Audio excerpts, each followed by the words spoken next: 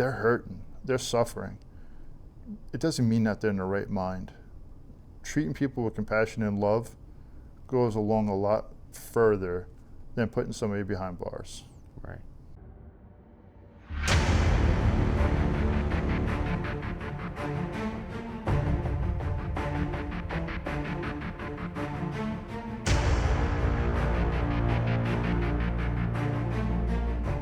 My name is Blake Furman. I'm the founder for Veterans Navigation Network, a 501c3 nonprofit located in Billings, Montana, serving veterans across Montana and working to bring other organizations, providers together to better serve our veterans. Through that work, I've gotten to meet some really incredible individuals, one of which is Will Fruin, who's here to talk to us today. How's it going today, Will? It's going well, Blake. How you doing? Good. Thanks for being on the show today and for being willing to share your story. Military veteran yourself. What branch were you in? I was in the Marine Corps. Marine Corps. And any deployments overseas? I did 2 deployments overseas. 2. One was as a field radio operator with a SAW, and the other one, like I was telling you before, I was part of a border transition team, training Iraqis how to do telecommunications, military tactics. Yeah. Prior to joining the Marine Corps, are you from Montana, or where did you come from? So I'm originally from Long Island, New York. Please Okay. do not hate me too much. I said Montana was full after I got here in 21. Yeah. So why Montana? You know, I was looking to see America, and honestly, I thought Montana and Alaska were probably the last few places that would be America. And where I'm originally from, I kept seeing how much things were gentrified, and living in Colorado before I moved up here, realized that Colorado was not how I used to envision, and I was kind of hoping that Montana would give me that type of feel. Right. Yeah, Montana, definitely a lot of vets move in here. About 10% of our population is made up of veterans in the state. Yellowstone County, a little bit higher percentage, so 10,000 just in Yellowstone County, about 100,000, just under 100,000 in the state, so definitely a big population call Montana home. So I guess even being from New York, I'm glad you decided to call it home. You're a great individual. From everything that we've been able to do, I think, together through your work in the VA, and we'll talk about that a little bit more as we get going, but I want to hear more about your military service. So 2 deployments, both Iraq, Afghanistan? Both were Iraq. The first time I went over there, there was supposed to be 3 radio operators with a 40-man crew, and they cut those down, and it was just 2 of us that were not slated for it. That was the one that really changed my life. I landed up meeting some interesting people from all across the country, some people actually from the world, because Mexico, Canada, and also Zaire, now it's known as Congo. And that one was the one that really changed my life. And it came back from that one, and I realized that what I thought about the world was very, very different. It was like the glass ceiling was broken, and I realized what humanity really could be. And coming from more of a bubble of America, it was very, very different. And I honestly felt more like a beast than actually a human at this point, because it was where the moral injury became. And when I came home, I actually met this woman. Her name was Moni Chahal, and beautiful person inside and out. And I actually ended up staying with her most of the time instead of actually being with my family. And when I went back to Japan after New York, I stayed in Okinawa for a bit, and they're like, hey, you got PTSD. And I was like, this is like the flu. I'm like, it's just be passing. And I went over to CLR 15, which is Combat Logistics Regiment, and I was begging for any way to send me back overseas because I did not feel normal here. I landed up actually flipping out on one of my sergeants when he wanted to do drill, and I was like, this is how you get people killed. I was lucky enough to replace a guy that got a DUI. Sorry that the dude got a DUI, but I was so glad to go back over. Yeah. And my story is not very unique. I did 2 tours over there, spent maybe 12 months inside the United States while I was actually enlisted. between Okinawa, Korea, Philippines, and Iraq. You talked about something that I can relate to as far as definitely not relating to people stateside, and just kind of your view of the world being shifted. Can you talk a little bit more about that? Well, my view of the world got shifted because during the time I got back, you kind of just suffered in silence. No one's coming to save you. And I lost a buddy over there April 8th of 2006. We lost her. She was there to train two actually search female Iraqis. And when we lost her, they said, like, well, there's a time to mourn, there's a time to do a job. And you come back and you kind of get split up a little bit, you get fractured. And alcohol becomes the norm, and life is off. Yeah, alcohol is probably encouraged. I know at least in my unit it was. We had very similar, my team leader was killed April 23rd of 2010, and getting back, alcohol was kind of the solution, but also that fractured, basically our squad kind of got broken up, really new people coming in, other people going to different jobs and stuff. So, and that was hard because it was like you just spent this time going through like one of the worst situations possible, coming home, and now your family basically is being ripped apart on top of it all. It's the people that you can sleep next to, didn't matter where it was, they had your back. Right. These are the people that we were doing, I'm up, you see me, I'm down when you're being engaged, actually just shooting across. And you knew they had your back. And then you come back to people that they don't understand how you smell from all the sweat. They don't understand how you behave when you're actually under a lot of stress. They don't, and you're not able to predict them as well. Well, and I think the stress, like you're referring to, like people can be stressed in the civilian world, and obviously a lot of people are, not to minimize what others are going through, but it's very different, right? Like that was something that was super difficult for me, is going to college and you have people that are stressed about getting the new phone, or their AC went out on their car. Meanwhile, you just came from a place where you didn't have AC for 8 months. You're living in a tent or worse, and your perspective on life has changed a lot, I think, from military service. So when you talked about, like you were saying about stress, like, do you remember when the cars didn't have the automatic lights on them? Mm-hmm. So come back, and this was in 2006. I went to go filled up my mom's car, and I was on my way to go meet up with that person I mentioned before. And I forgot to turn the lights back on. So I make a U-turn, and I'm actually on my way over to Stony Brook University. And a cop pulls me over. And I'm like super paranoid because I remember how I used to search people. And I threw my keys up on the dash, had my hands on the top of the steering wheel, window rolled down. And the guy was like, and I'm saying yes sir, no sir to him. And he's like, is this guy a suspect? Is there something going on? He's like, do you know why I pulled you over? I was like, I made a U-turn. I thought that was legal. He said, your lights are not on. And I was like, oh shit, sir, I'm so sorry. I apologize, everything else. And he looked at me, he was like, I'm like, sir, I just got back from Iraq. I'm just so used to driving night out. And he was like, can you just turn your lights on for me? And he was able to calm it down. Sure. But mind you, it's my stress level at that time, my interaction with a person was based off of areas of stress that I was not able to process. And the littlest things were causing me to overreact. Right. And very similar to what you said, like, hey, some people are just so stressed out about finals, and this is the most area that they were stressed out in. And saying, hey, I didn't have AC, I didn't have this, I didn't have that. At the time, it was, you talk about with your buddies, it's like, hey, we survived this, we did this, and we're able to smile about it. It's very similar to individuals that suffer through some hard things. They're like, well, I'm able to do this, how come you're not? Right. Right. And kind of like that embrace the suck mentality. Yes.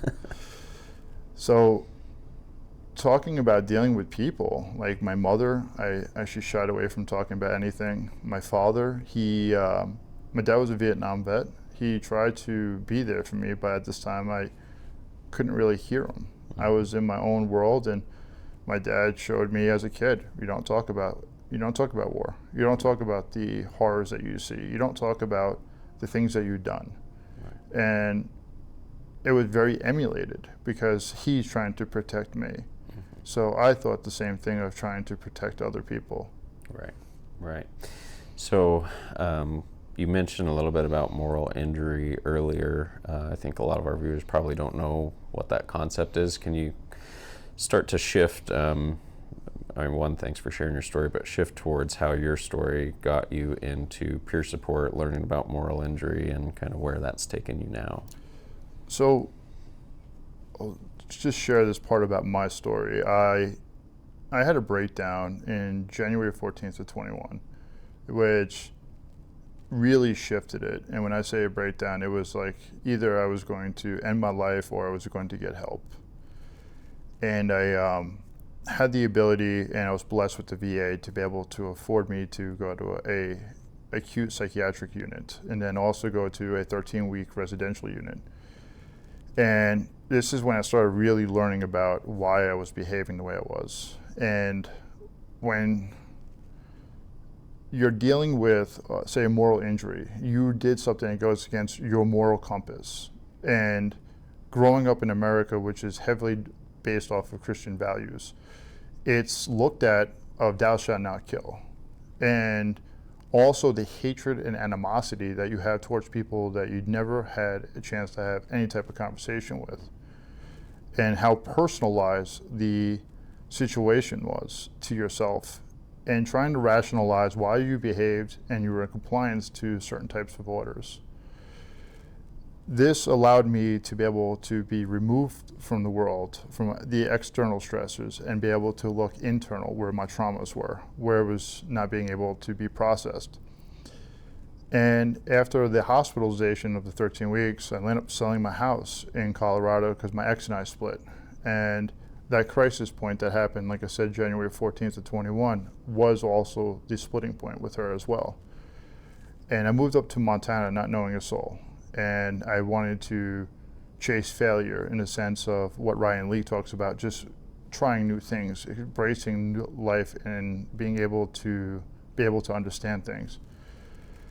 I was working as a civil engineer technician for the state, for Montana State, and Shad, my therapist at the time, told me to apply for this job. And working as a peer specialist, I used my story to be able to help normalize where people are at, helping foster that it's a safe place to start to talk about this. Because like I shared before, we emulate a lot of what our parents done. We emulate a lot of what our service members, and how we have very fractured views about people, or we don't feel safe sharing our story because are they going to use it against us? Right. And so when I learned a lot about this and learning how to heal in a silo, then I was able to press it into like regular world.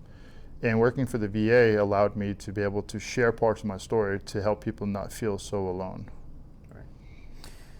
Yeah, and I think Montana especially, I think a lot of maybe the Rocky Mountain region, but men specifically, or he's kind of like you mentioned, your father, you're protecting your family, you're protecting your loved ones by not sharing those really sometimes terrible stories or terrible things that happen to you. I think Montana, a lot of us, choose to drink about our problems rather than anything else. And drink or don't drink, if it becomes to the point of abuse, that is where it can get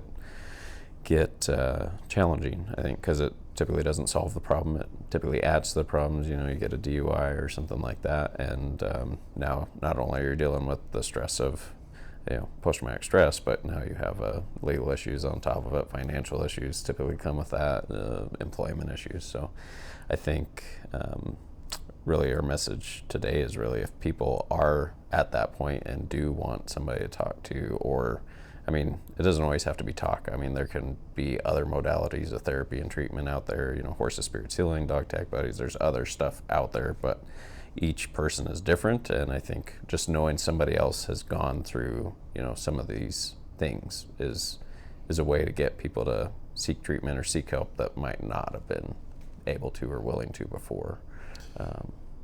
So one of the bigger issues I see here in Montana or anywhere, especially with alcohol, alcohol increases the dopamine. So you go for a hike, let's add alcohol. We're going to play cards, let's add alcohol. Let's actually get done playing sports, let's drink a couple of beers. And it adds that dopamine hit of actually making it much more better for us. And I hate the way I say much more better, but it's the fact that we are trying to compound it to get the ultimate high at that time and not be able to fully experience it. Also with the lubrication.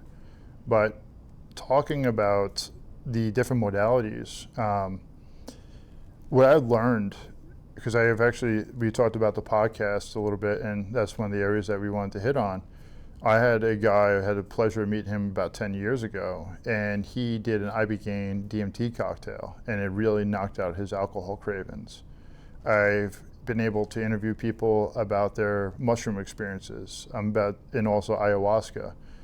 How other people, like I was telling the producer over here that I did a hyperbaric chamber, and how wonderful that was for me.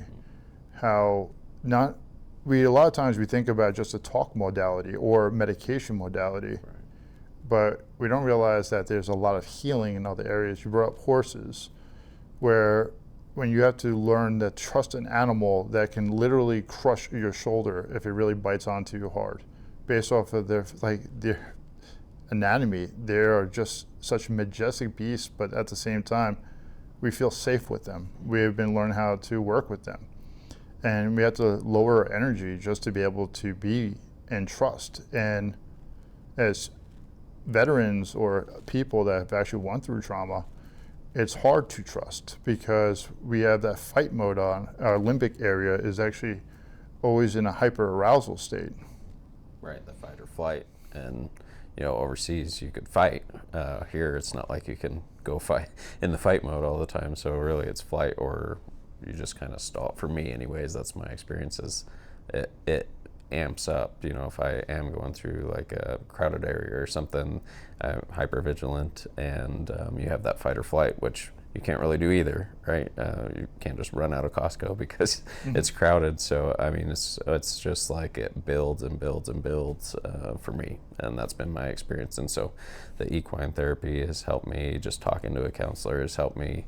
But like you said, there's other modalities, and then even other cultural modalities too. So like the Native American community with sweat lodges and talking circles and different things in there. And that's something that we're kind of working on accessing more through our Warrior Bridge program and really seeing what is available. And a lot of the Native American communities have been open to allowing any veteran to participate in those. So bottom line, there's other stuff aside from just sitting across from somebody on the couch and talking about problems. So traditionally, men actually find this to be very triggering, and based off of how we were raised, or actually not even culturally, but pretty much historically through generations, this would mean that we were getting ready to fight. Right. And there was this study that they did, it was called the Man Shed, but they were learning about how men work better side by side.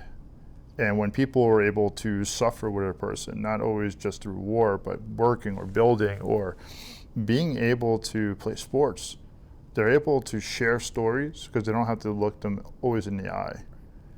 And the reason I bring that up is because when we think about talk modality, this is usually what we think about. We sit on a couch across from somebody else, we have this power dynamic, and we're not really meeting each other as equals.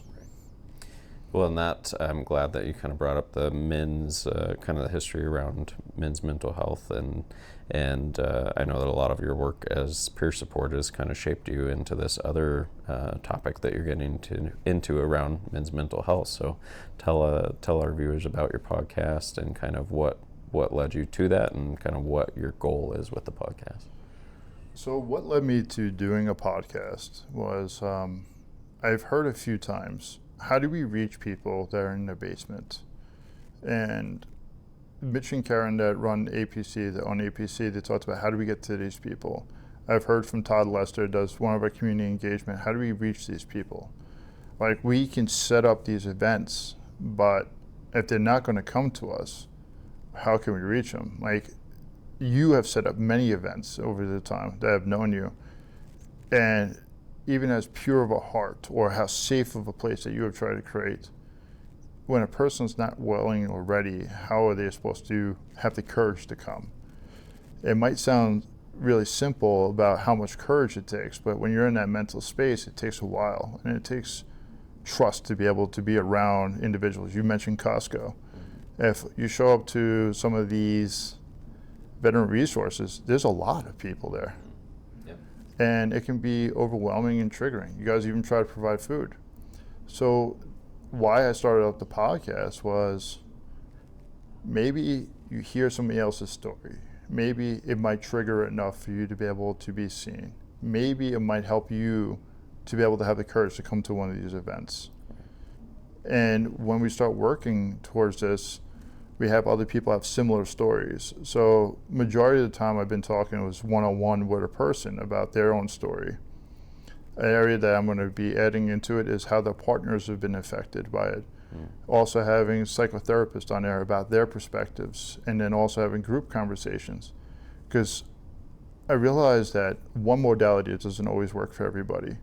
But if we use like a birdshot approach, maybe one of the beads might just stick enough. Right. Yeah, I think you mentioned earlier, and I was going to touch on it and I forgot, but we had a veteran who was going to counseling. He was doing telehealth with his counselor and started to go through a really traumatic PTSD episode where he was, no kidding, back in Iraq where his kind of triggering event happened, and the counselor, didn't necessarily know what to do, but feared for his safety, so called the law enforcement to basically check on him and make sure he was okay. And what kind of followed was just, it's amazing that when first responders got there and he was lashing out at them, that he didn't get killed by first responders, because he was really a danger to them at that point. And so we're going to be doing a training around not just how first responders can identify veterans, but how they can respond, and kind of like with your example of being in the car, at that really hyper-vigilant kind of like very, almost traumatic spot for you versus what they can do to de-escalate it instead of escalating and maybe arrest somebody, shoot somebody, but really how they can respond in a way that de-escalates that situation and hopefully can get somebody maybe to treatment rather than incarceration. So I'm going to tell a story about January 15th, early in the morning, real quick. Okay. And the reason I feel like this is important, so I woke up off the barrel of the shotgun, and I get a call from the police when I get to my house, and I put the shotgun in my house, and then I meet with them over at the McDonald's over by my house. And a female sergeant comes over and she pats me down, and I make a joke and say, "Oh, this is much nicer than how I used to." And she searched, and I asked her, I said, "Do you want to look at my truck to be able to make sure you're safe?" She's like, "Oh, thank you very much. You sure?" I said, "Of course." I'm trying to de-escalate it as much as I could because I knew how amped up I was. We go in the back of the paramedic over an ambulance, and the reason I'm sharing this story is because of how well of a job they did. And the female sergeant was replaced by two people. The psychiatrist that was doing the telehealth, she was amping the situation up. And her mind was, he needs to go in, he needs to check himself, he has to get sent into, I think it was called RD1 Alpha. Or no, that's actually the reenlistment code. It was pretty much saying that he needs to be held against his will. And I made a deal with them of, hey, I'll hand over my firearms if I don't have to get committed. And one of the male sergeant that replaced her was a female. He was a Marine Corps vet, served the same time I did. And we started talking about the similarities of where I was in country, and he was like really de-escalating. His patrol officer was an Army infantry dude, and he was just wanting to go hands-on. And you could just tell in his aura he was very closed off, but that was also the training that he was given. So no fault to him. Right. And I remember telling those two, I said, if you guys commit me, we're going to get hurt tonight.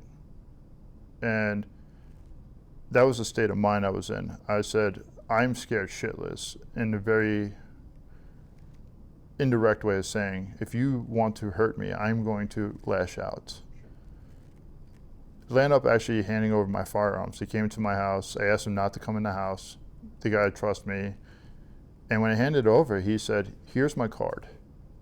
Please call me for a cup of coffee." He said, "I'd rather talk to you for a cup of coffee than actually be here where we are at right now." Right.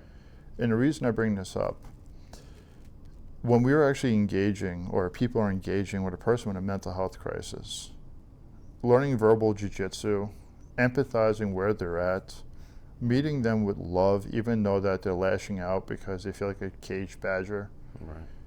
it goes a long way than actually saying, "I'm going to go hands-on because I want to control the situation. I want to get through this as fast as I can. We're going to get hurt. They're going to get hurt. They're going to get hit with a bunch of more charges." Or, he's a human. Right. They're hurting. They're suffering. It doesn't mean that they're in the right mind. Treating people with compassion and love goes along a lot further than putting somebody behind bars. Right. Yeah.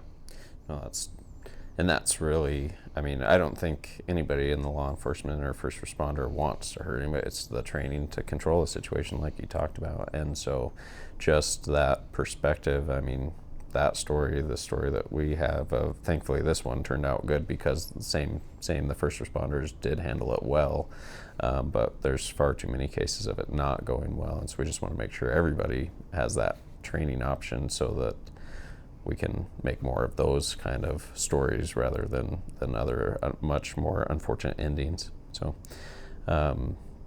I kind of derailed us from the men's mental health. Is there anything else that you want to talk about at the podcast or the?